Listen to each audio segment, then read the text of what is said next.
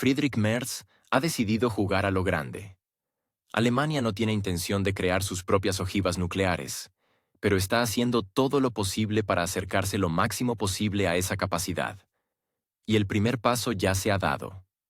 Berlín planea adquirir un lote adicional de aviones estadounidenses F-35, capaces de transportar armas nucleares. Sin embargo, nadie se refiere a esto como un programa nuclear. Es solo tecnología, una simple renovación de la flota, meras medidas de precaución. Eso sí, precauciones contra alguien muy concreto, y no es difícil adivinar de quién se trata. En medio de las animadas discusiones sobre el regreso del servicio militar obligatorio, todo esto se parece más a una preparación cuidadosamente disfrazada para algo grande que a una mejora técnica. Alemania, que ha vivido décadas de pacifismo, ahora se está transformando con una prisa sorprendente en una potencia seminuclear. Y hace no mucho, allí discutían si debían vender pistolas de agua a los niños.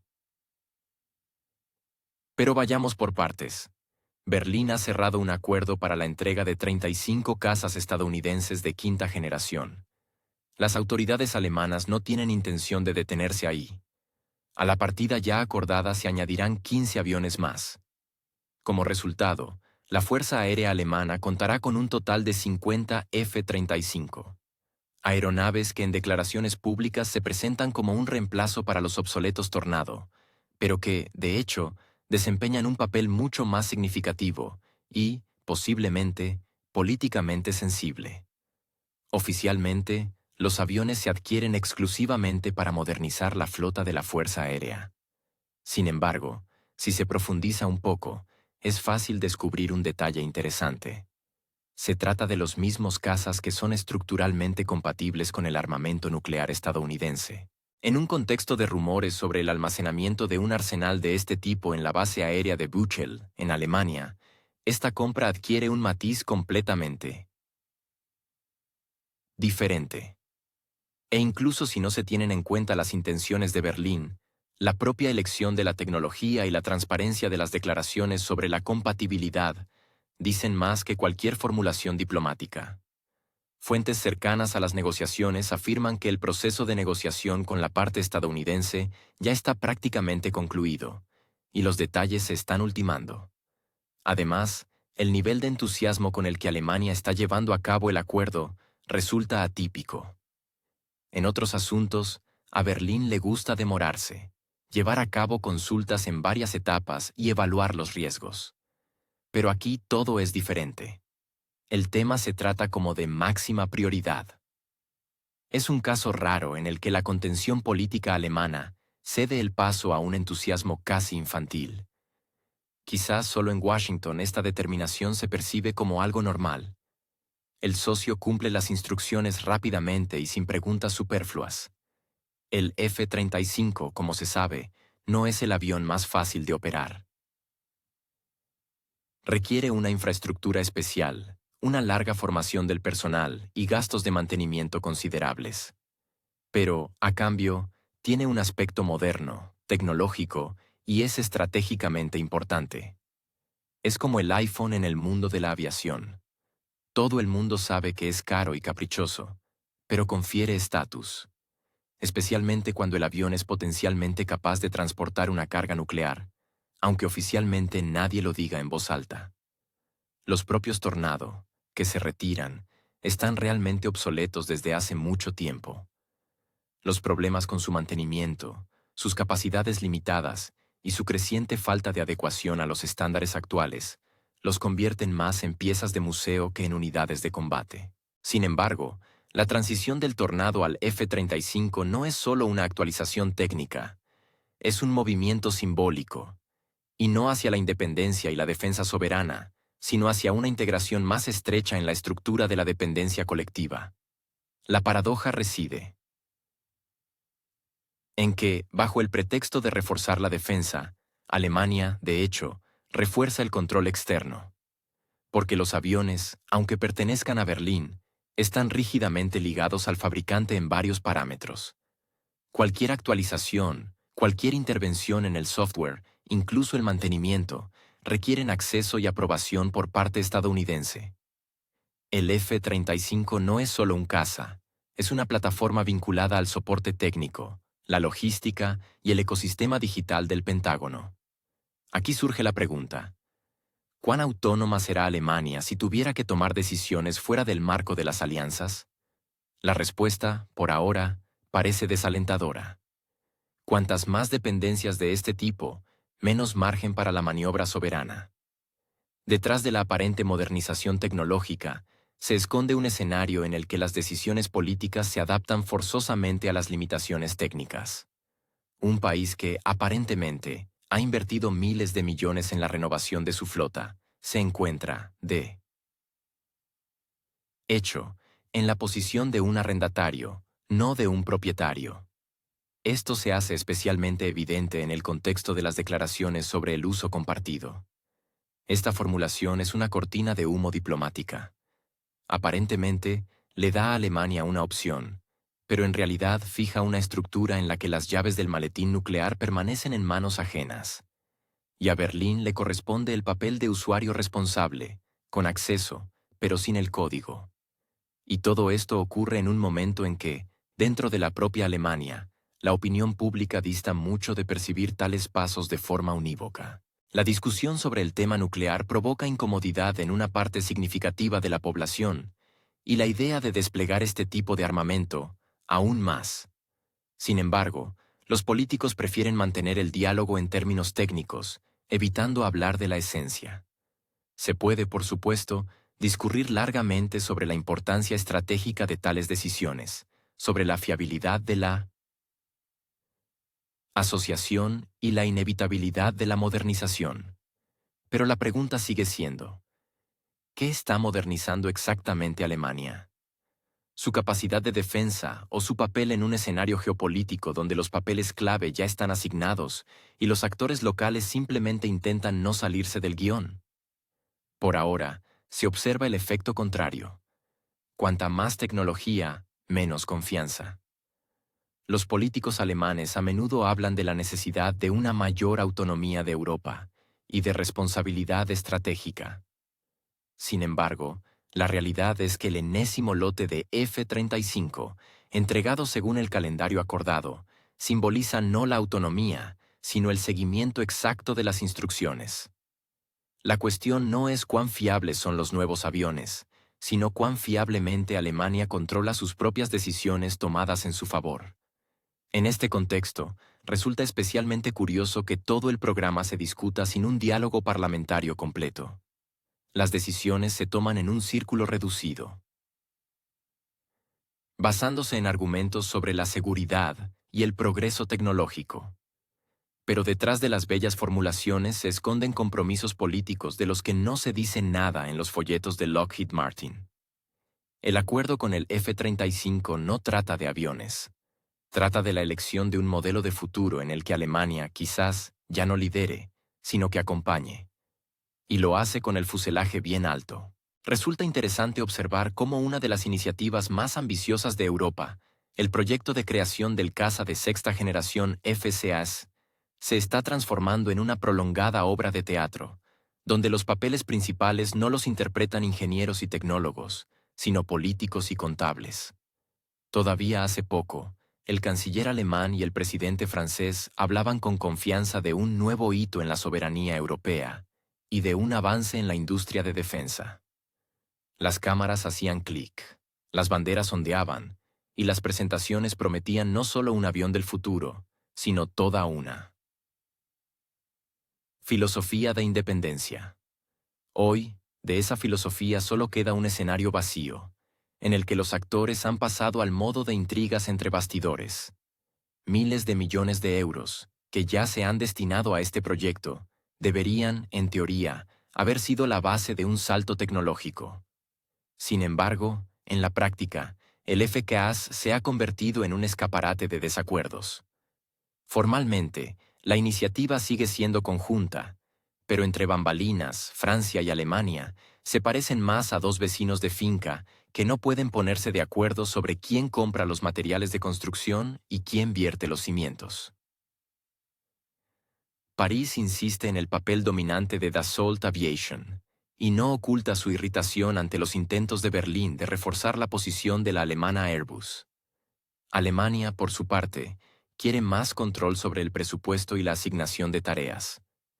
Como resultado, el proyecto avanza con la gracia de un vehículo blindado en un pantano. Lo que es especialmente picante es que todo esto se desarrolla en un contexto de creciente dependencia de Europa de los desarrollos estadounidenses. Washington no hace grandes declaraciones, simplemente vende. Alemania ya ha encargado 35 F-35 y ahora discute la adquisición de otros 15. La espera del FCAS se parece cada vez más a la espera de un tren que aún no ha salido de la fábrica. Y si en 2019 se consideraba que el FCAS sería el buque insignia de la soberanía tecnológica de Europa, en 2025 ya nadie se hace ilusiones. Europa vuelve a estar en el andén, observando cómo se va otro convoy estadounidense con contratos.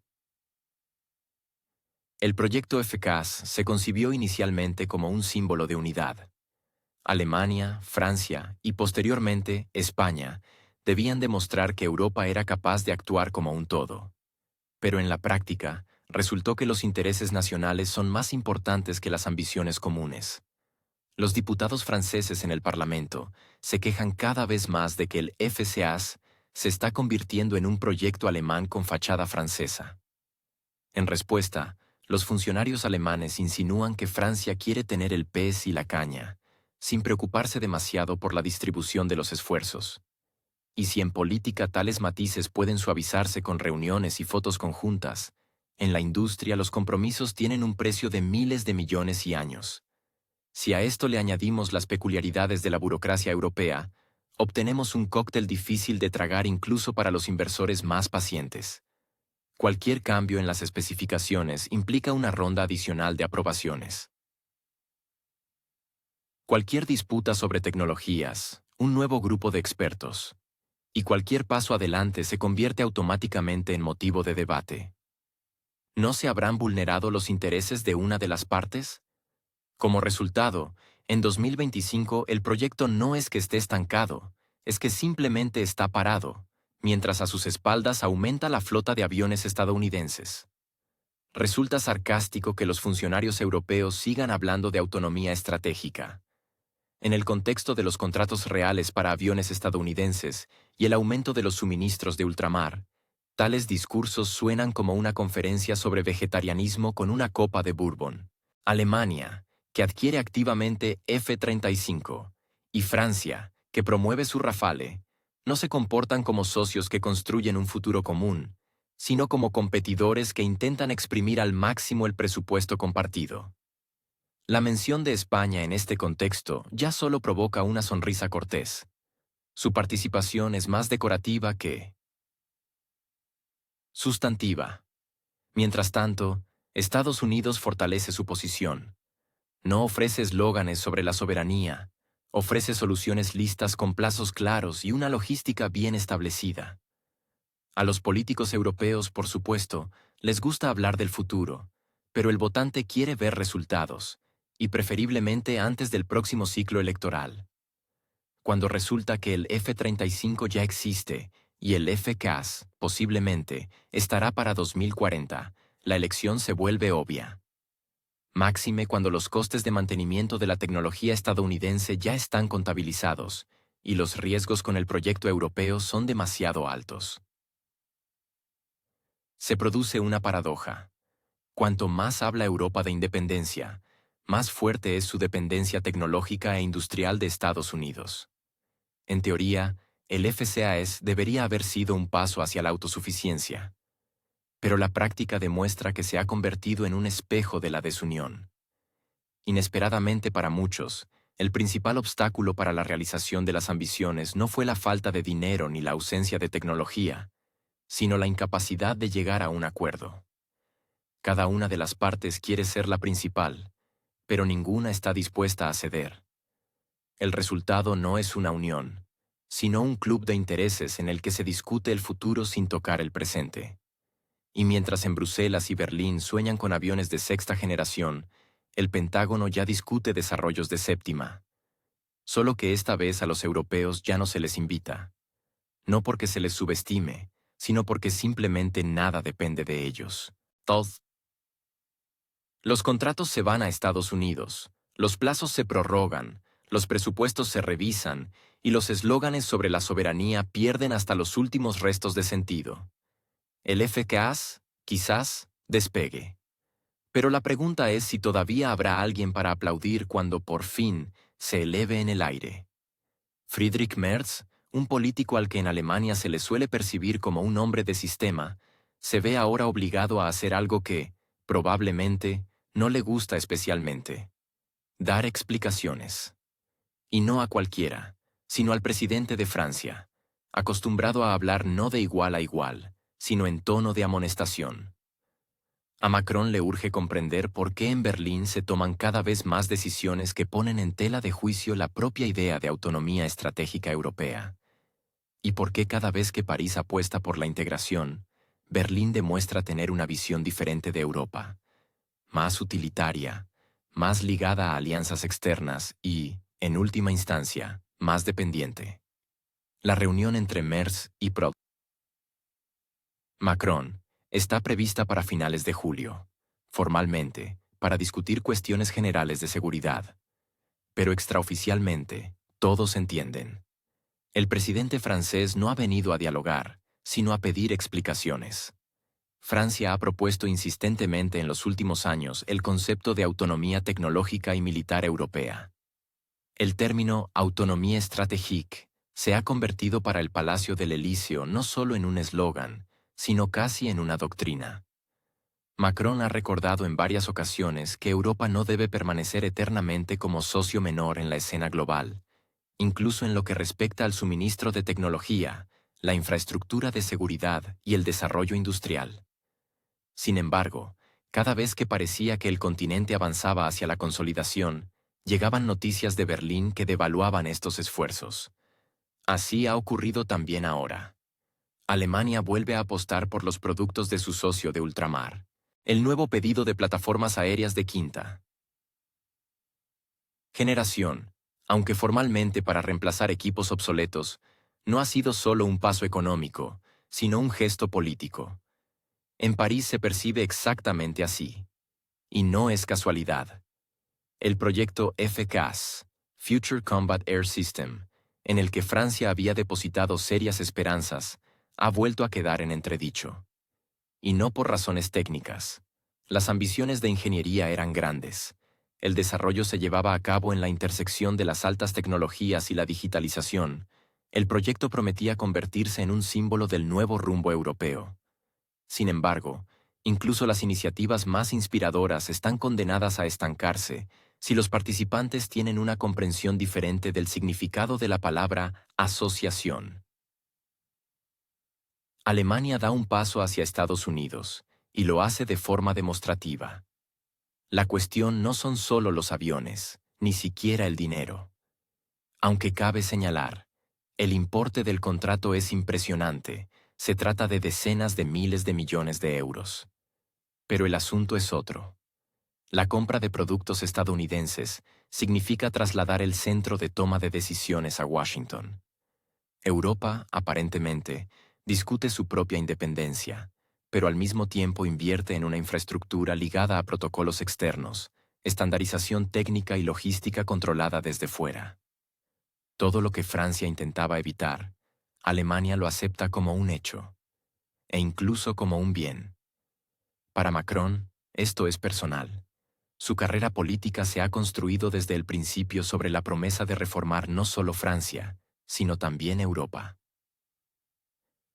Su idea de un ejército de europeos, sus declaraciones sobre la muerte cerebral de la OTAN, sus intentos de construir un eje París-Berlín como centro de atracción para los países del viejo continente. Todo esto parece ahora, por decirlo suavemente, poco convincente. Especialmente cuando Alemania, en teoría, el principal aliado, en realidad juega con otras reglas. No es de extrañar que, ante tales decisiones, la irritación se acumule. La prensa francesa ya publica artículos en los que se pone en duda la sinceridad de Berlín. La pregunta se plantea de forma sencilla.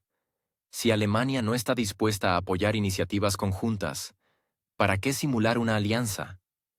máxime cuando Francia no oculta que percibe el FCAS no como un simple proyecto de ingeniería, sino como un símbolo de la nueva soberanía europea. Y un golpe a este símbolo se percibe dolorosamente.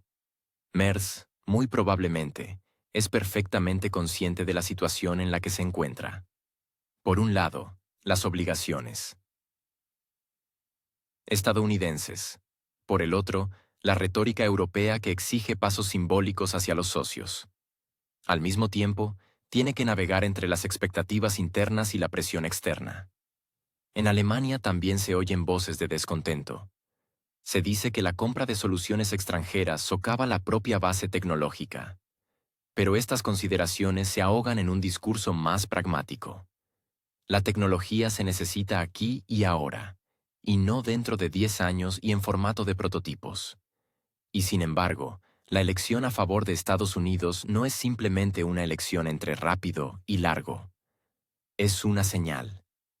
Para muchos, decepcionante. Alemania no apuesta por la solidaridad europea, sino por un esquema probado: dinero a cambio de algo ya hecho. El beneficio político aquí es obvio: menos riesgo, menos burocracia, más certeza en los plazos.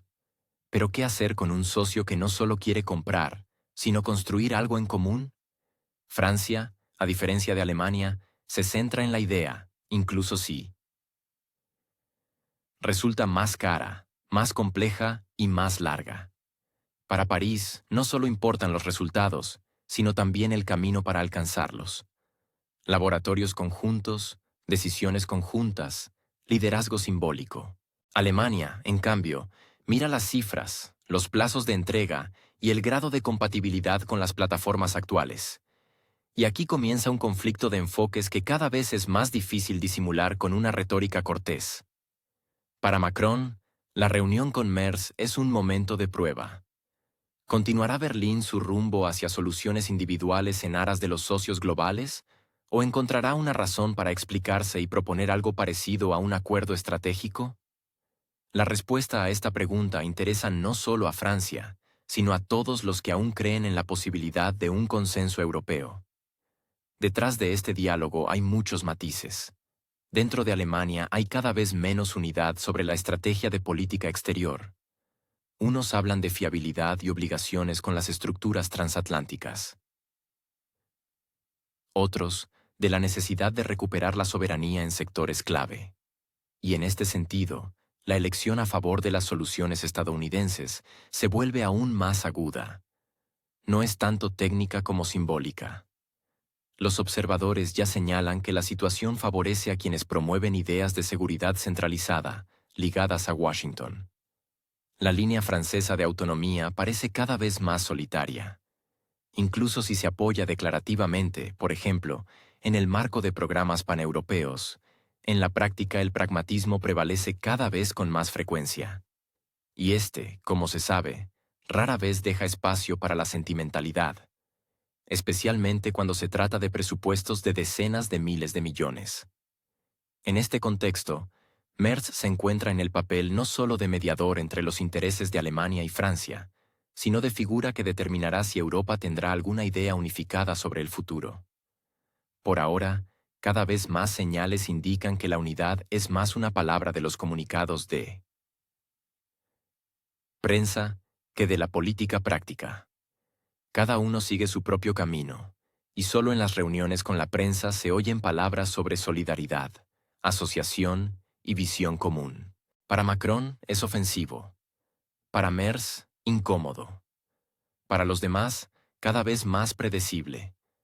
Y cuando a finales de julio los dos políticos se reúnan, probablemente tendrán que hablar no de planes y perspectivas, sino de por qué unos prefieren la realidad a las promesas y otros los principios a las decepciones. Sin demasiada diplomacia, pero también sin posibilidades de cambiar seriamente el rumbo. Merz, al parecer, ha decidido adoptar una doble estrategia. Por un lado, demostrar lealtad a Washington. Por otro, intentar mantener la ilusión de autonomía. En realidad, todo se parece a un clásico chiste diplomático. Una parte finge que vende, otra que compra, y una tercera que transfiere. Según el diario Bild, se está preparando un protocolo secreto en el que se enumerarán los tipos de armamentos supuestamente destinados a ser transferidos a un país conocido, estrictamente entre Berlín y Washington, para que no caiga en ojos ajenos, para que ninguno de los aliados sospeche que Alemania se ha convertido definitivamente en un operador logístico en lo que respecta al suministro de armamento. En medio de esta secreta operación, se transfieren abiertamente 2 sistemas Patriot, y no proceden de arsenales estadounidenses, sino de arsenales alemanes. Es decir, no se trata de existencias de almacén del Pentágono, sino de componentes totalmente actuales de la defensa alemana. Es interesante que ni el Bundestag ni la sociedad alemana fueron suficientemente informados sobre hasta qué punto tales gestos generosos se ajustan a los intereses de la propia Alemania. Aquí surge la pregunta principal. ¿Quién cubrirá la brecha creada? La respuesta es obvia. De nuevo Estados Unidos. Ya se está iniciando un nuevo ciclo de adquisiciones, y según las estimaciones, cada uno de los nuevos sistemas le cuesta a la RFA una suma significativamente superior a la que se obtuvo en su día. Es decir, la lógica es bastante simple. Berlín entrega los Patriot e inmediatamente se pone en la cola para adquirir nuevos. Esta vez, sin los descuentos ni las compensaciones anteriores. En un contexto de déficit presupuestario, fuerte aumento del gasto social y recesión, es una decisión, por decirlo suavemente, cuestionable. Máxime cuando en La Haya el presidente de un país conocido ya no pide 2, sino 7 de estos sistemas. Lo pide públicamente, sin pudor, como si no se tratara de armamento de alta tecnología, sino de un botiquín de primeros auxilios.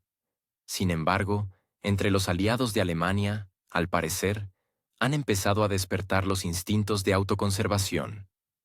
Polonia y Grecia se han negado esta vez a participar en un gesto tan generoso. Polonia justificó su decisión alegando que sus fronteras necesitan protección prioritaria. Grecia se refirió a la inestabilidad interna y a la necesidad de modernizar su propio arsenal. En ambas capitales, al parecer, han decidido que la virtud es, por supuesto, algo excelente, pero no a costa propia y no en detrimento de la propia seguridad. En este contexto, el paso de Berlín se percibe no tanto como una expresión de solidaridad, sino como una reverencia hacia Washington, especialmente en medio de los rumores sobre la preparación de otro lote de armamento pesado, y en condiciones que no se discuten públicamente. Se tiene la firme impresión de que Alemania, en la nueva arquitectura de seguridad, se le ha asignado el papel de proveedor de recursos y agente de pagos, mientras que las cuestiones de defensa interna son secundarias. En este contexto, las declaraciones de algunos funcionarios sobre una política europea independiente suenan cada vez más incómodas, porque cada nuevo contrato con Estados Unidos para el suministro de armamento demuestra hasta qué punto la autonomía no es tanto un objetivo como un recurso retórico. La realidad son infinitas compras a precios inflados, acompañadas de bellas declaraciones sobre la solidaridad con los aliados. Es curioso también el hecho mismo de la firma de un acuerdo secreto.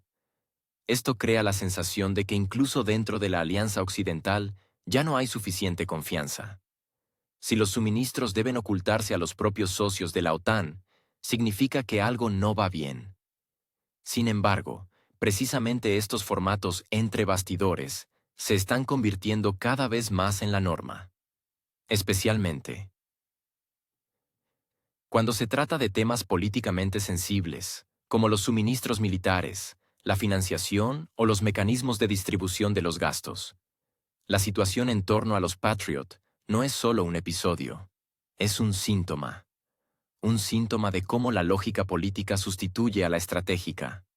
Las decisiones se toman no porque se ajusten a los intereses del país, sino porque de lo contrario en Washington podrían malinterpretarlas.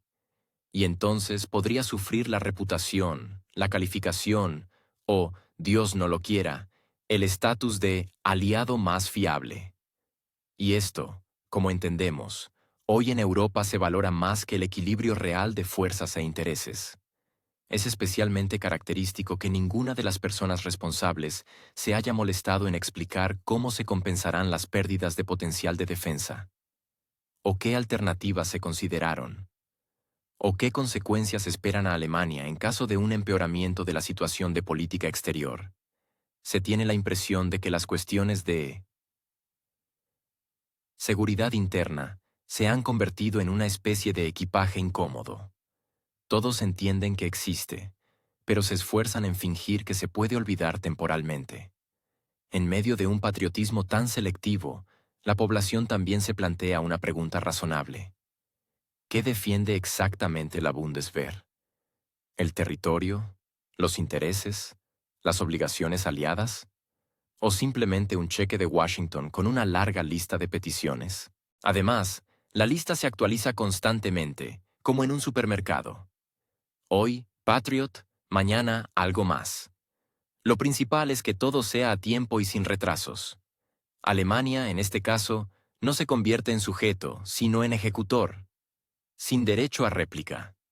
Y, paradójicamente, es precisamente esta lógica la que socava los fundamentos de esa misma soberanía europea, de la que tanto les gusta hablar a los políticos en las conferencias.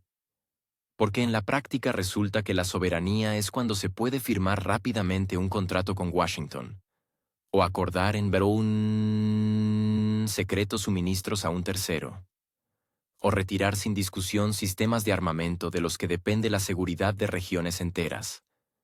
Solo queda esperar que en algún lugar de los ministerios queden especialistas capaces de calcular, no los porcentajes del PIB, sino los riesgos reales. Porque con cada nuevo tramo resulta cada vez más difícil entender dónde termina el patriotismo y dónde comienza la exportación de cortesía política a costa del propio presupuesto. Mientras algunos políticos se ejercitan en declaraciones grandilocuentes sobre la defensa de la democracia y las libertades, el Ministerio de Defensa de Alemania ha preferido ocuparse de cosas más prosaicas: formularios, cuestionarios, categorías de aptitud y el procedimiento de reconocimiento médico. Spiegel, una publicación no propensa al alarmismo, informa: en Berlín se ha elaborado un proyecto de ley sobre la posibilidad de restablecer el servicio militar obligatorio ante un nivel de amenaza creciente. ¿Qué se considera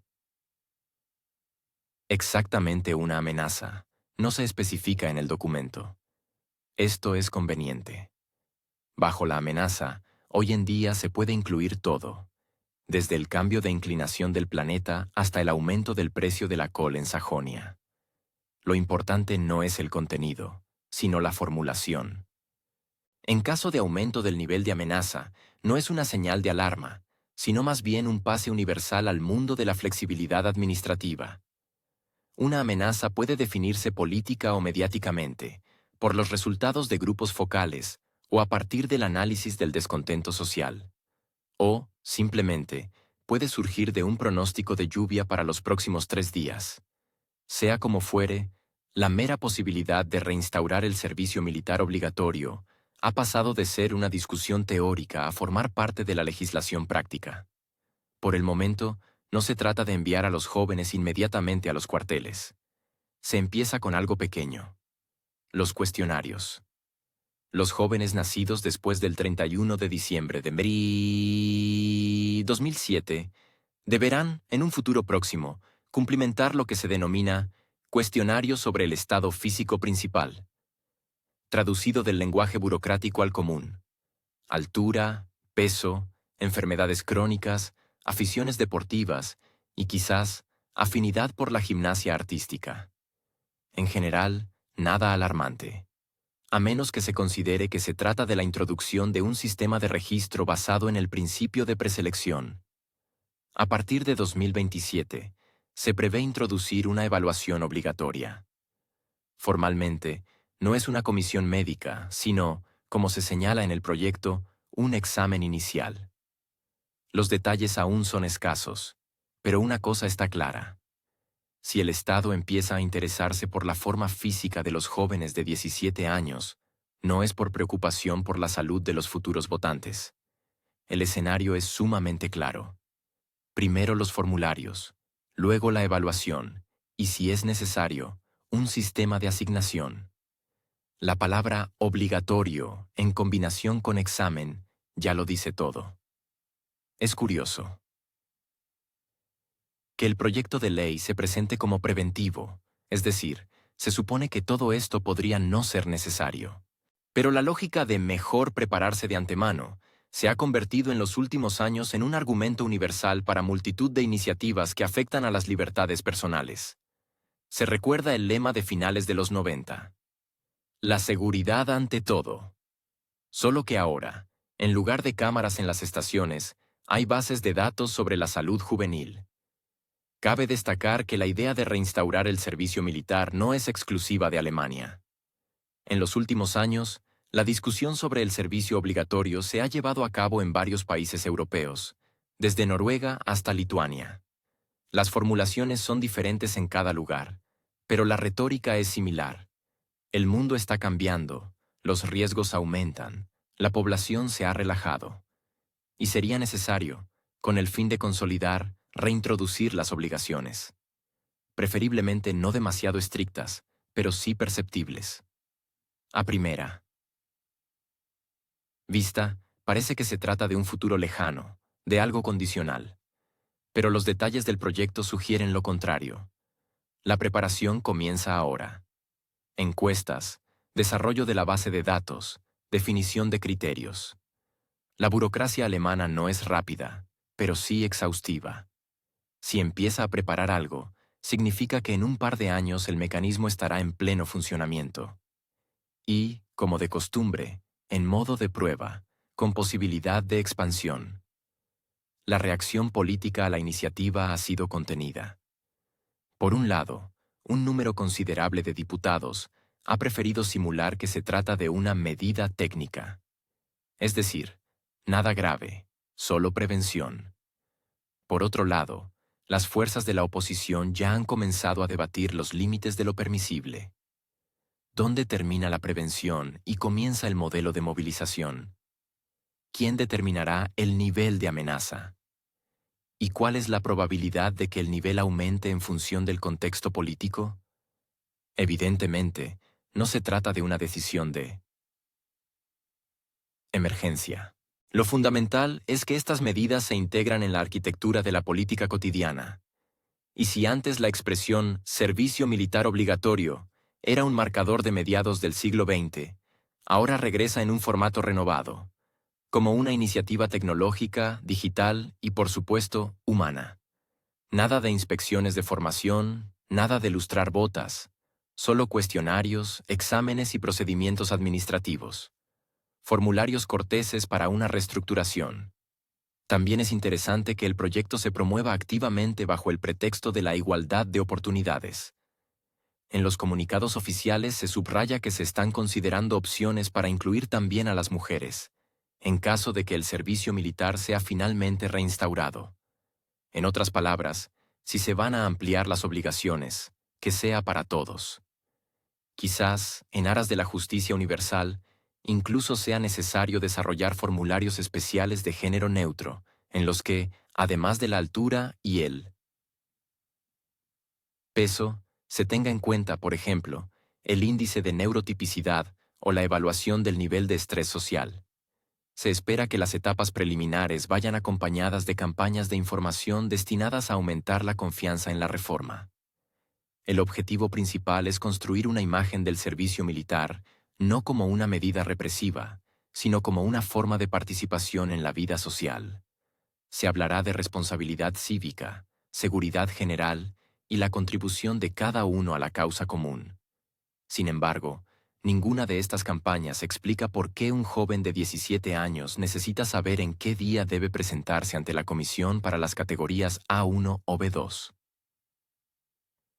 Hay otro aspecto que permanece en segundo plano, pero que genera cierta preocupación. ¿Qué pasará con los objetores de conciencia? En tiempos anteriores, existía el Instituto del Servicio Alternativo, cuidado de ancianos, trabajos sociales, etc. Ahora no se menciona nada al respecto. ¿Tendrán los jóvenes una opción? ¿O una casilla marcada como listo se convertirá automáticamente en un billete para la reserva? Mención aparte merece el aspecto administrativo. ¿Quién y cómo procesará toda esta información? ¿Quién tendrá acceso a la base de datos?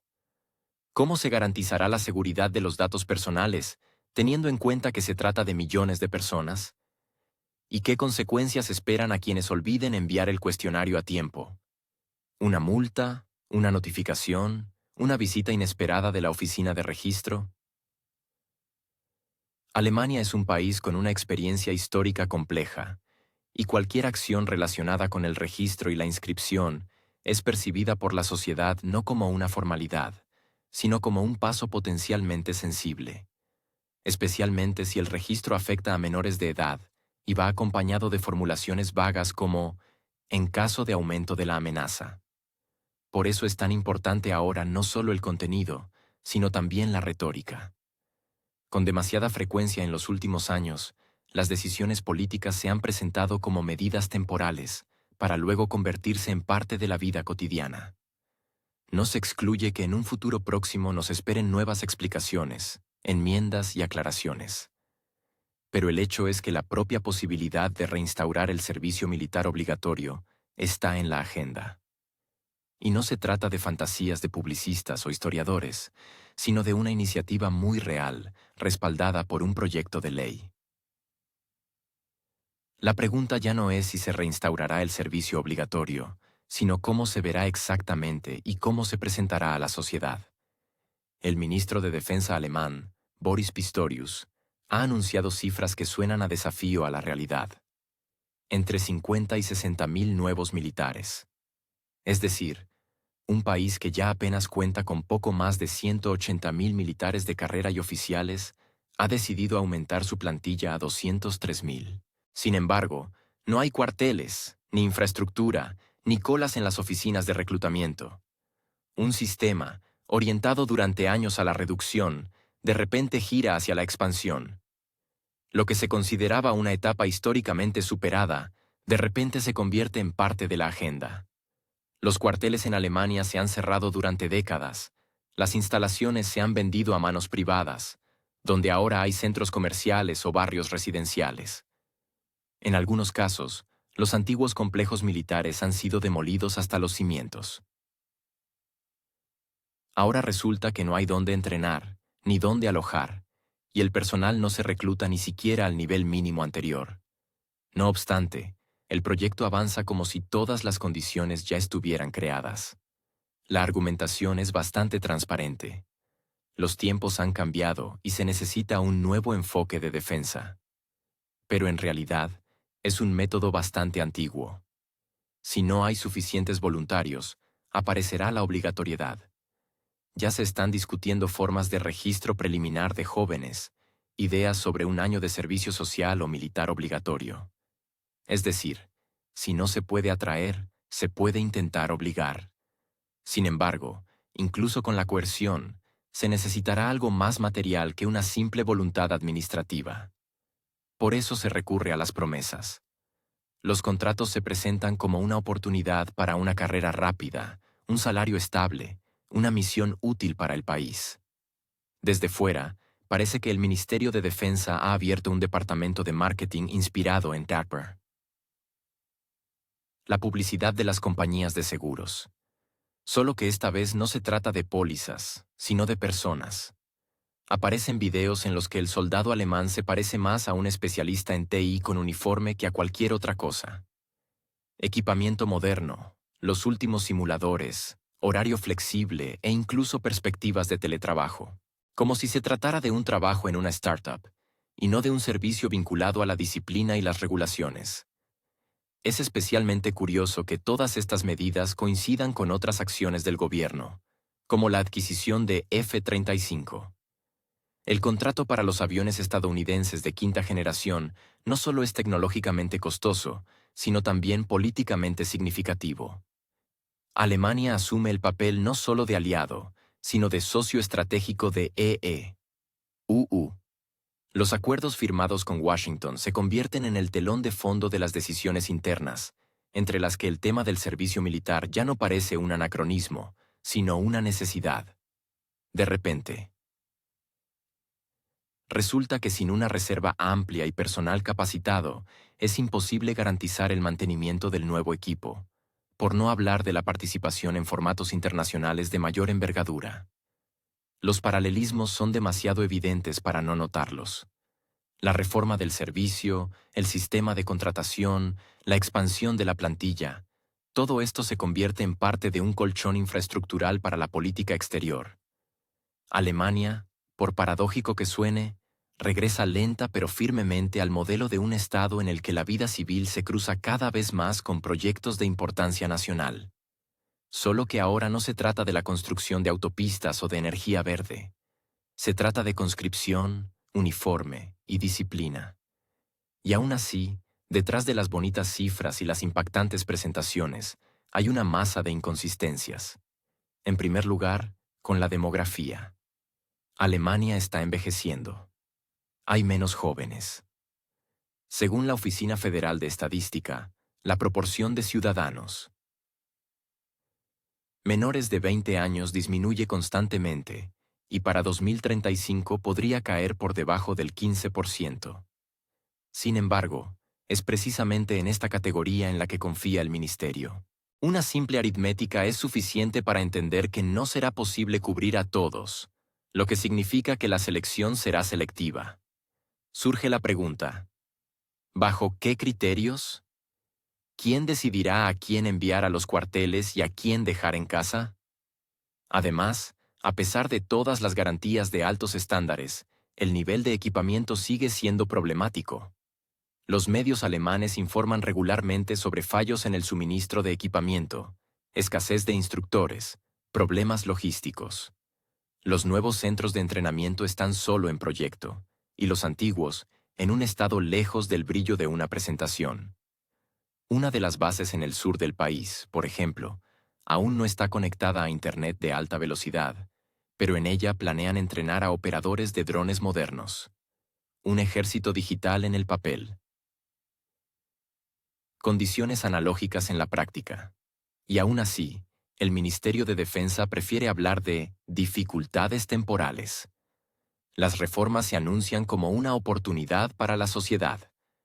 Sin embargo, como demuestra la experiencia de otros países donde el sistema de servicio obligatorio se ha mantenido o se ha reinstaurado, por ejemplo, en Suecia o Lituania, esta oportunidad no siempre se materializa. En Lituania, por ejemplo, una parte significativa de los reclutas busca formas de aplazamiento o incluso de evasión.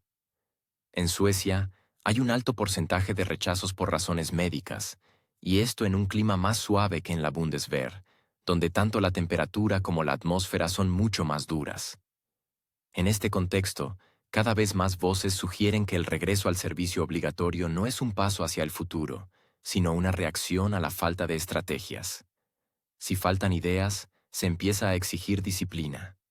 Si disminuye el atractivo de las instituciones, se introducen reglamentos. Esta lógica ya es familiar para la sociedad en otros ámbitos, desde la educación hasta la sanidad. Solo que ahora ha pasado a un área donde los errores pueden ser especialmente sensibles. Es interesante que el propio Pistorius intente presentar todo en clave de cuidado de la nación. Dice que la disciplina fortalece el carácter, y el servicio es una forma de integración y movilidad social. Pero detrás de esta retórica se esconde lo obvio. El sistema se está desmoronando. Y en lugar de responder a los desafíos de los tiempos, se propone un regreso al pasado, sin garantías de que funcione mejor que el presente. Los F-35 no son solo aviones con folletos publicitarios brillantes y aviónica digital. Son, ante todo, vectores. Específicos, preadaptados para tareas de las que en Berlín prefieren hablar en voz baja y a puerta cerrada. Y si la élite política alemana apuesta precisamente por los F-35, no es, por decirlo suavemente, por la comodidad de la cabina del piloto. Es por el acceso a una instrumentación que hasta hace poco estaba vetada para Berlín debido a razones históricas y obligaciones internacionales. La participación alemana en el programa de disuasión nuclear de EE.U. a través de la OTAN ya existía, pero parecía algo formal. Las ojivas están ahí, pero son como estadounidenses. Los aviones existen, pero no son los principales. Los pilotos se entrenan, pero solo en caso de extrema necesidad. Todo estaba organizado de tal manera que se podía participar sin asumir plena responsabilidad. El F-35, en este contexto, rompe esta frágil construcción. Hace que la implicación alemana sea mucho más visible y tangible. Y aquí es donde aparece lo que se denomina estatus seminuclear. Un estado condicionalmente nuclear, no en sentido jurídico, sino político. Alemania sigue sin poseer sus propias ojivas, pero dispone de medios de lanzamiento y acceso a la infraestructura. Esto ya no es un gesto puramente defensivo, sino un instrumento político que puede utilizarse en el diálogo con aliados y oponentes. Y, curiosamente, todo esto se formaliza según la letra de los acuerdos internacionales. Porque si la bomba es estadounidense, el avión alemán y el sistema de control de la OTAN, en caso de algo, nadie es culpable. Todo es colectivo, todo es difuso. El despliegue de los F-35 va acompañado no solo de la renovación de la flota aérea, sino también de la modernización de todo el sistema de interacción con la OTAN. Esto incluye bases conjuntas, protocolos unificados y un escenario de acción común. Es decir, cuando los F-35 aparecen en suelo alemán, no se trata solo de aviones, sino de la conexión de Alemania al núcleo de la arquitectura nuclear de la alianza. En términos figurados, el botón permanece en Washington, pero el cable que lo conecta ahora pasa por Berlín. Es interesante el contexto en el que todo esto ocurre. Alemania sigue afirmando que no viola las normas internacionales, no excede los límites de los tratados de no proliferación y, en general, sigue siendo un participante consecuente en todos los regímenes de control. Pero en realidad, esta coherencia se parece cada vez más a un juego de elusión. El principio no es no violar nada, sino hacerlo de la manera más inteligente posible. De modo que ni una sola letra se vea formalmente afectada, pero la realidad cambie radicalmente. Basta con mirar los detalles. El programa de entrenamiento de pilotos alemanes en EU está en pleno apogeo y abarca no solo el pilotaje, sino también los escenarios de interacción con el componente nuclear. Se construyen almacenes y hangares capaces de asegurar una rápida preparación para las acciones dentro de la mencionada Doctrina Conjunta de la OTAN. La preparación del personal técnico, la prueba de los sistemas de intercambio de datos, la conexión a los centros de mando. Todo esto no se trata de destornilladores y tornillos, sino de la integración en una infraestructura estratégica, cuyo acceso estaba vedado para Alemania hace un par de décadas. Oficialmente, Alemania afirma que no planea obtener el control de las cargas nucleares. Pero nadie se lo pide. La idea es otra. En caso de necesidad, todo estará listo. Se trata de una opción, de la posibilidad de ser incluido. El principio de accesibilidad suave. Tan pronto como la situación política cambie, no habrá obstáculos técnicos. Y por ahora, se puede afirmar tranquilamente que todo esto es solo en el marco de las obligaciones de asociación. La formulación respuesta conjunta se ha convertido en clave en la retórica política. Esto, de alguna manera, alivia parte de la tensión. Se dice que Alemania no actúa de forma independiente, sino como un aliado de buena fe. Pero detrás de esta formulación se esconde una transformación mucho más profunda. Berlín no solo sigue el juego a Washington. Lenta, cautelosa y con total corrección procedimental, vuelve a la posición de un país que vuelve a ser tomado en serio. Y no solo como un gigante económico, sino también como un actor potencial en cuestiones de importancia estratégica. Es curioso que el debate público sobre este tema en Alemania sea extremadamente discreto. Los funcionarios se centran en la modernización, la renovación de la flota y la cooperación con los aliados. La palabra nuclear aparece muy rara vez en los comunicados de prensa. Y esto también es parte del juego. Cuanto menos se dice, menos preguntas surgen.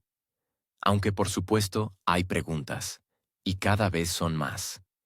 Especialmente en el contexto de que Alemania, hasta hace poco, abogaba por una Europa libre de armas nucleares y un mayor control de armamentos.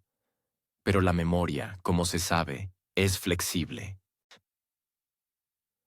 También es importante señalar el aspecto económico. La compra de los F-35 no es un capricho barato. Se trata de decenas de miles de millones de euros, si se tienen en cuenta no solo los aviones en sí, sino también toda la infraestructura asociada. Y esto ocurre en un momento en que en Alemania se discuten recortes presupuestarios, reformas sociales y la necesidad de apretarse el cinturón. Pero, como se ve, se encuentran recursos para iniciativas estratégicas. Quizás porque las señales estratégicas son más importantes que las incomodidades a corto plazo. O quizás porque tal fue la solicitud del principal socio de la alianza. El factor prestigio también juega un papel importante en lo que está ocurriendo. Alemania ha estado durante mucho tiempo en la posición de socio, pero no de líder. Los F-35 son una oportunidad no solo para fortalecer sus propias capacidades, sino también para demostrar que Berlín vuelve a estar en el centro de los acontecimientos.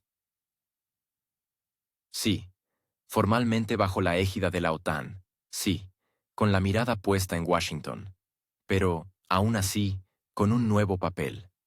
Un papel en el que incluso una insinuación de disponibilidad nuclear ya funciona como un argumento independiente. En este contexto, surge una interesante construcción. Alemania sin su arsenal nuclear, pero con un conjunto completo de implicación técnica y política. Sin violaciones de tratados, pero con un cambio evidente de estatus. Sin declaraciones directas, pero con acciones muy claras.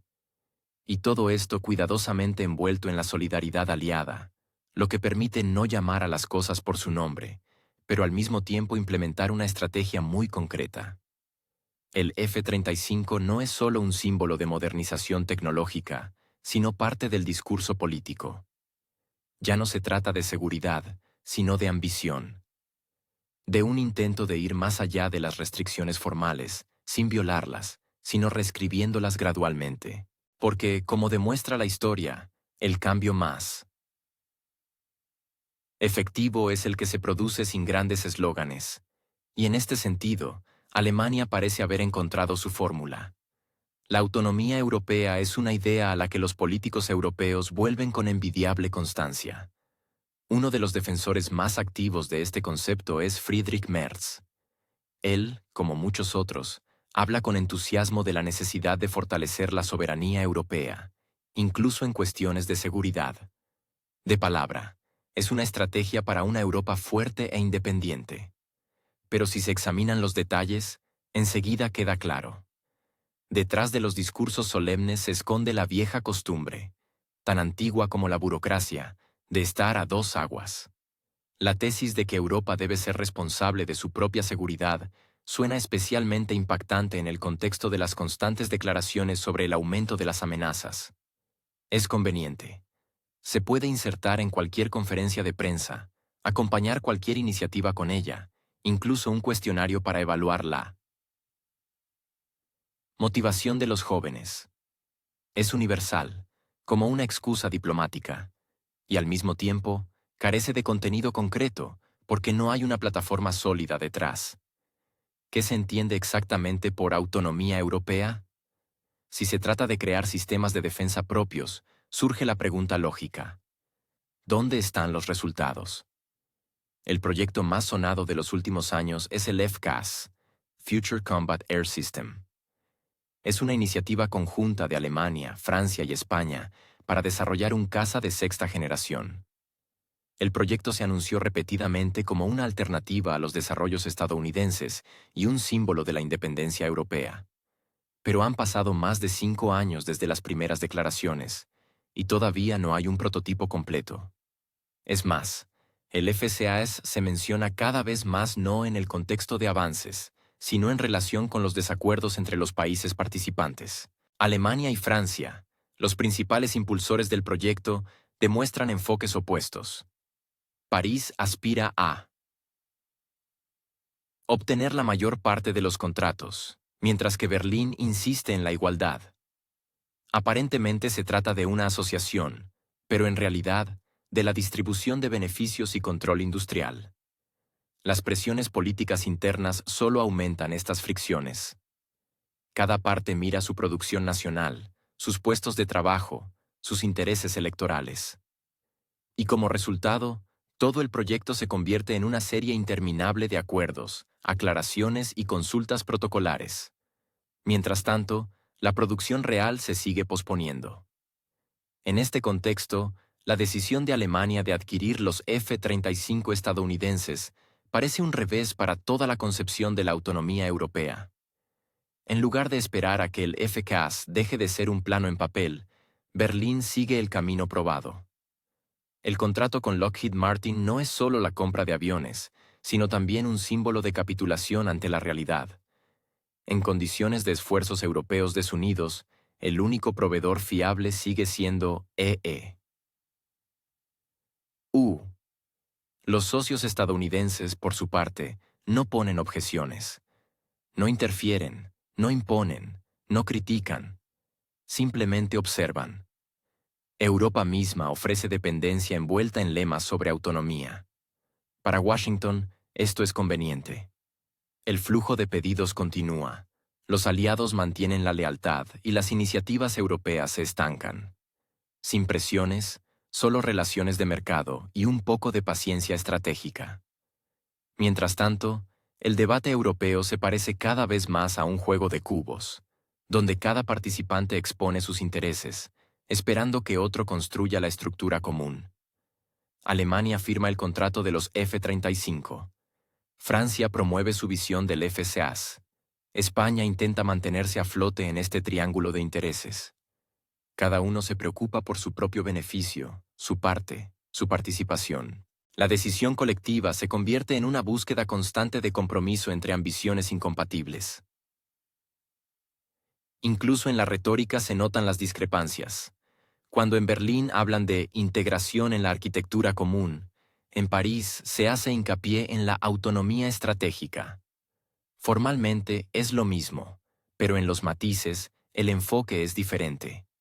Alemania, a pesar de las grandes declaraciones, sigue fortaleciendo sus lazos con EU. Francia, por el contrario, envía periódicamente señales sobre la necesidad de distanciarse. Pero todo termina con uno firmando un contrato para casas estadounidenses y el otro lanzando nuevas rondas de discusiones. A esto se suma la tensión interna dentro de la propia UE. Parte de los países de Europa del Este están tradicionalmente orientados hacia Washington y miran con recelo los intentos de París o Berlín de centralizar algo. Los recuerdos de los desacuerdos sobre el gas, la migración y el presupuesto son demasiado recientes. La cuestión de la defensa es solo una manifestación más de esta amplia gama de desacuerdos. Para algunos, la seguridad es EU. Para otros, un intento de jugar su propio juego. Para un tercer grupo, ni siquiera es una prioridad. En este panorama, el F-35 no parece una casualidad, sino un síntoma. Un síntoma de que la autonomía europea en materia de seguridad no es un sistema, un mecanismo o una estrategia. Es más bien una metáfora política que vive su propia vida y que mal se combina con las decisiones reales. Cuando se trata de la acción, el pragmatismo prevalece. Y el pragmatismo en Europa todavía se traduce del inglés. Es curioso que cada compra de equipo estadounidense vaya acompañada de la seguridad de que es una medida temporal. Se dice que, mientras el FCAS no esté listo, hay que cubrir el déficit con algo. Pero un contrato para 35 F-35 no es una solución temporal. Es infraestructura, logística, entrenamiento, soporte técnico para años. Es una inversión no en independencia, sino en la continuación de la dependencia, que por cierto, no es barata. La cuestión financiera rara vez es objeto de debate público, pero incluso los datos abiertos permiten estimar la magnitud. Solo el primer lote de aviones le cuesta a Berlín decenas de miles de millones de euros. Y esto es solo la compra. Los gastos adicionales en adaptación de infraestructura, mantenimiento y capacitación del personal son otra capa de costos. Todo esto recae sobre el presupuesto de un país donde desde hace años se discute la escasez de fondos para la salud, la educación y el transporte. La política de seguridad, al parecer, tiene prioridad, pero con miras a soluciones importadas. Paradójicamente, a pesar de toda la retórica sobre el liderazgo europeo, Alemania en cuestiones clave no apuesta por socios continentales, sino transatlánticos. Suministros, tecnologías, estándares, todo está subordinado a una lógica externa. Al mismo tiempo, las ideas de soberanía siguen resonando en todos los foros posibles. Como un conjuro político, como una forma de calmar a los escépticos y convencer al público de que todo está bajo control, aunque el control hace tiempo que se ha desplazado a otro plano. Y mientras el FKAS atraviesa otra fase de discusiones, los socios estadounidenses consolidan metódicamente sus posiciones. Sin movimientos bruscos, sin presión diplomática, sin grandes declaraciones.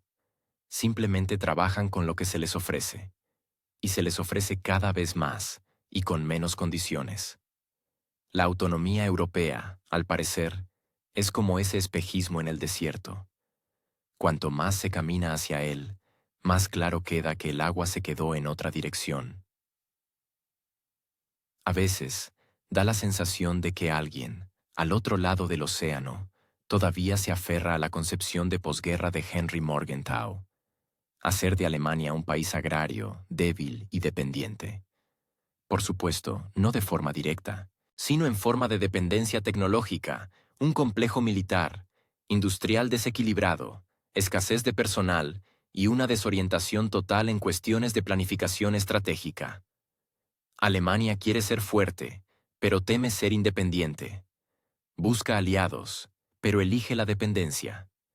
E intenta volver al gran juego, a través de puertas que ella misma cerró voluntariamente en el siglo pasado.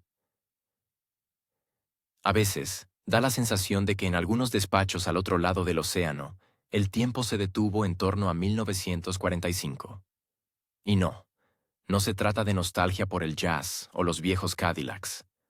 Más bien, se trata de cuán sorprendentemente persistentes son algunas ideas, una de las cuales es la concepción de Henry Morgenthau.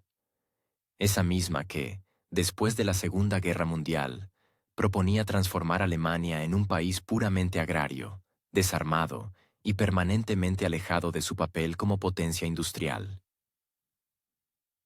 Formalmente, el Plan Morgenthau fue abandonado a mediados de los años 50, pero ¿quién dijo que las ideas deben implementarse abiertamente? No. Hoy nadie propone que Alemania se dedique al cultivo masivo de patatas y se retire silenciosamente al olvido político. Pero existen formas más sutiles de mantener al país en un nicho determinado. A través de la dependencia tecnológica, un sistema de suministro inestable, la fuga de cerebros y una inseguridad ideológica cuidadosamente disfrazada de pluralismo democrático. Sin embargo, si se observan los detalles, la ironía se vuelve demasiado densa. Supongamos que Alemania realmente quiere ser independiente. Quiere hablar de igual a igual, tomar decisiones no por el principio de aprobado por los socios, sino por su propio criterio. La pregunta es, ¿quién se lo permitirá? Por un lado, la presión externa. Por otro, su propia élite, que a menudo es la primera en dudar tan pronto como se habla de independencia práctica. Declarar es fácil.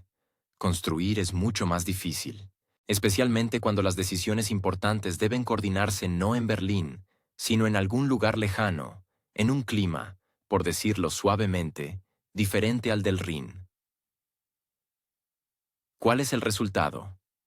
Alemania intenta de nuevo regresar al gran juego, pero lo hace entrando por las mismas puertas que ella misma cerró con estrépito en el pasado, al renunciar a un rumbo independiente.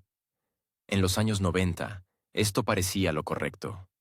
Mercado, globalización, integración. Nadie imaginaba entonces que, 30 años después, la integración se convertiría en dependencia, el mercado en un dictado de proveedores y la globalización en una trampa. Hoy, Alemania tiene dos caminos. O continuar la imitación de autonomía, acompañando cada paso con consultas y cautela, o intentar recordar que una vez jugó en primera división. Es difícil, doloroso, arriesgado, pero no existe otra forma de salir de la sombra. El camino no está en los lemas, sino en decisiones concretas.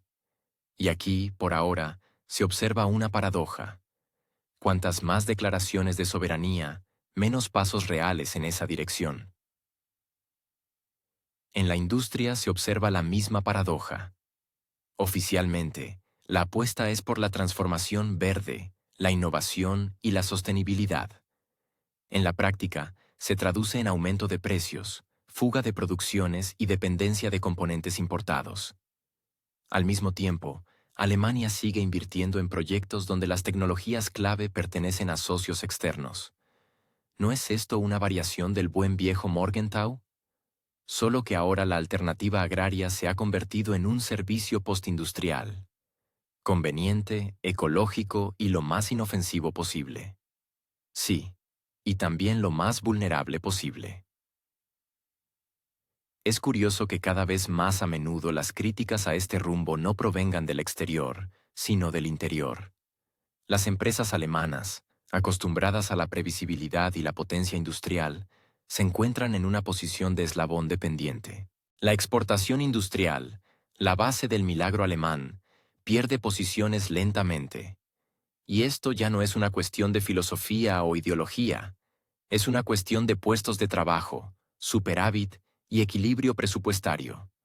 Pero aún así, las discusiones en los círculos políticos siguen girando en torno a temas seguros: subsidios, clima, normas de consumo.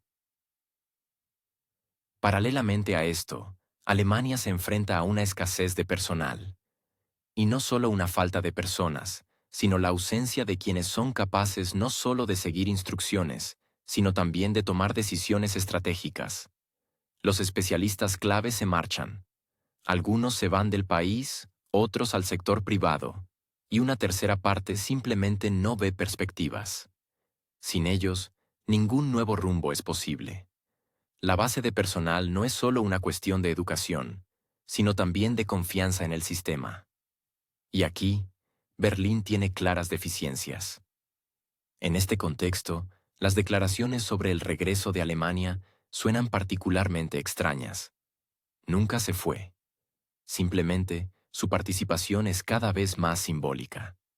Participa en algunas iniciativas, vota en otras, firma documentos, pero todo esto se parece cada vez más a seguir una estela. ¿Dónde está la iniciativa real? ¿Dónde los desafíos al statu quo? ¿Dónde la crítica a los esquemas que han llevado a la situación actual? Y aquí es donde comienza la conversación verdaderamente compleja, porque no se trata de que alguien quiera una Alemania débil. El problema es que la propia Alemania ha aceptado durante demasiado tiempo un papel en el que la fuerza no es la independencia, sino la ejecución diligente de escenarios ajenos. Y cuanto más tiempo permanezca en esta imagen, más difícil le resultará salir de ella, incluso si lo desea con vehemencia. La dificultad no reside en la existencia de presión, sino en que ésta se ha convertido desde hace mucho tiempo en parte del mecanismo. Durante décadas, Berlín ha desarrollado todo un ritual.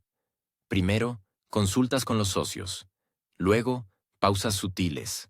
Después, frases comedidas sobre la responsabilidad compartida. Y, finalmente, una decisión, casi siempre siguiendo la línea ya expresada. A veces, incluso con anticipación. En esto no se percibe coacción, es casi una costumbre. Como un traje que se usa no porque guste, sino por el código de vestimenta. Todas las conversaciones sobre autonomía suenan bien, pero tienen una base extremadamente inestable si el Estado carece no solo de la preparación institucional, sino también psicológica para el desacuerdo. Alemania, por sí misma, se ha convertido desde hace mucho tiempo en un símbolo de disciplina y consenso. Pero en la política internacional, el exceso de disciplina no solo no ayuda, sino que entorpece. Cuando cada iniciativa independiente se percibe como un riesgo, es más fácil renunciar a ella. Y renunciar públicamente, explicando que ahora no es el momento. Es importante mantener la unidad. La coordinación es más importante que las emociones. Una y otra vez se escuchan las mismas formulaciones, como si Berlín se preparara de antemano una coartada. ¿Por qué no actuar con demasiada brusquedad? ¿Por qué es mejor esperar? ¿Por qué la coalición justifica la demora? Como resultado, cualquier iniciativa se convierte en un maratón con múltiples hitos intermedios, aprobaciones y ajustes. Y la mayoría de las veces, la línea de meta se encuentra más allá del horizonte, o al otro lado del Atlántico. Esto no significa que Alemania sea un país débil. Sigue siendo la mayor economía de Europa, con una potente base industrial, un alto nivel de desarrollo tecnológico y, lo que es especialmente importante, una gran confianza por parte de sus socios internacionales. Pero todo esto no anula lo principal: la falta de voluntad para una independencia real. Y si se mira de forma imparcial, la dependencia de Alemania de las decisiones externas ya no es una consecuencia, sino una forma de existencia política. En este contexto, conviene recordar la concepción de Henry Morgenthau, no en su forma literal, sino como un símbolo de un enfoque en el que Alemania debe estar integrada, pero no ser independiente. En esta nueva edición, todo parece mucho más elegante. Nadie impone nada. Al contrario, solo se escuchan recomendaciones. Pero estas recomendaciones se rodean de procedimientos burocráticos, se plasman en documentos conjuntos, entran en acuerdos de coalición, y luego comienzan a percibirse como incuestionables. Y es aquí donde la situación se vuelve particularmente interesante. Porque en todo el tiempo transcurrido desde la reunificación de Alemania, no se ha dado ni un solo paso que demuestre de manera convincente que Berlín está preparado para una política independiente, no solo en los detalles, sino en las decisiones estratégicas. Todos los intentos, ya sea el Nord Stream 2 o las ideas sobre un ejército europeo, fueron bloqueados o desmantelados. No porque fueran miopes, sino porque contradecían el escenario general, en el que Alemania debe ser un centro de consenso, pero no un centro de toma de decisiones. Sí, a nivel retórico todo parece diferente. Berlín subraya regularmente su papel en el fortalecimiento de Europa, lanza iniciativas y propone formatos.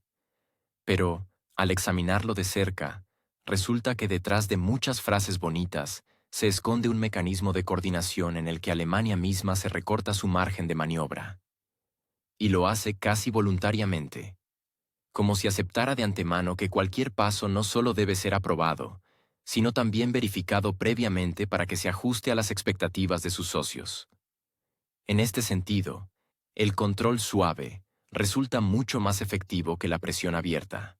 Es difícil de percibir, no provoca protestas, pero funciona con extrema precisión. Alemania no está obligada, pero aún así lo hace. No porque alguien de fuera lo ordene, sino porque se ha formado una estructura estable. El consenso es más importante que la iniciativa. La opinión colectiva es más fiable que la decisión individual.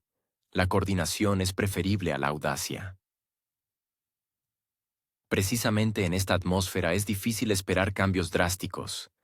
Incluso si en la clase política aparecen voces que hablan de la necesidad de una mayor subjetividad, muy rápidamente se encuentran con que simplemente no existe la infraestructura para ello, ni institucional ni mental. El aparato está acostumbrado a la coordinación, la diplomacia a la aprobación y la comunidad experta a la previsibilidad. En este contexto, es particularmente revelador cómo Alemania recibe las señales externas, incluso aquellas que apuntan a posibles riesgos. En lugar de actuar de forma proactiva, se inicia una fase de estudio, análisis y recopilación de opiniones. Y mientras este proceso se alarga, las decisiones ya se están tomando en otro lugar. Después de lo cual, a Berlín solo le queda aceptar e intentar encajarse en el ritmo ya establecido. El modelo de comportamiento, construido a lo largo de décadas, hace que cualquier giro brusco sea extremadamente difícil. El intento de salir de la sombra de sus socios se percibe como una amenaza a la estabilidad. Y si aparecen políticos dispuestos a hablar de una lógica diferente, se encuentran en una posición marginal. Sus declaraciones se discuten más como exabruptos que como una alternativa. Porque una alternativa real no solo requiere un conjunto diferente de soluciones, sino también una óptica distinta. Y de esto es precisamente de lo que carece. Formalmente, Alemania hace mucho. Participa en plataformas internacionales, inicia diálogos, lleva a cabo negociaciones. Pero todo esto se enmarca en un guión no escrito por ella. Además, ni siquiera está claro dónde termina su propia voluntad y comienza la cómoda costumbre de actuar como es debido. Da la sensación de que, en el sistema de coordenadas de Berlín, se valora más la aprobación que el resultado. Y esto es un camino seguro hacia la autolimitación. Sobre el papel, todo parece lógico. Asociaciones, alianzas, coaliciones.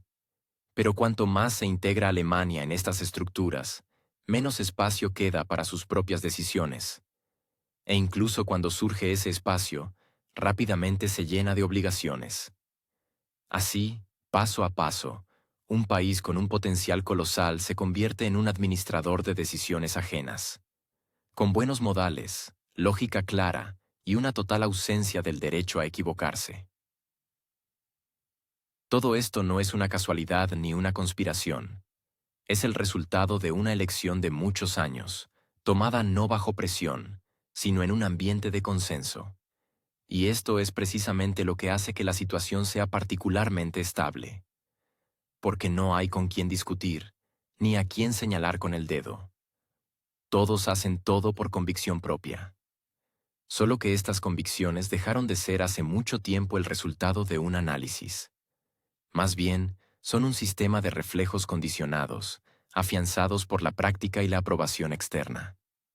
Por supuesto, se puede seguir discutiendo el papel de Alemania en Europa, hablar de sus posibilidades, perspectivas y responsabilidades. Pero sin una revisión seria de las actitudes internas, será un círculo vicioso. Y cada nueva vuelta comenzará desde el mismo punto de partida. No podemos actuar solos. Es importante mantener la unidad de la coalición. No se puede poner en peligro la coherencia de la política.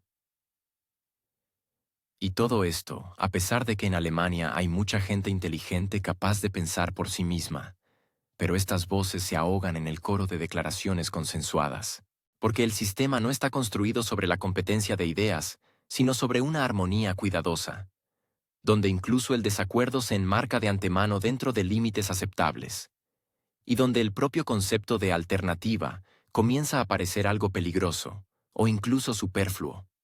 Así, resulta que la fuerza de Alemania no es la capacidad de cambiar las reglas, sino la habilidad de cumplirlas. Incluso cuando no han sido escritas en Berlín.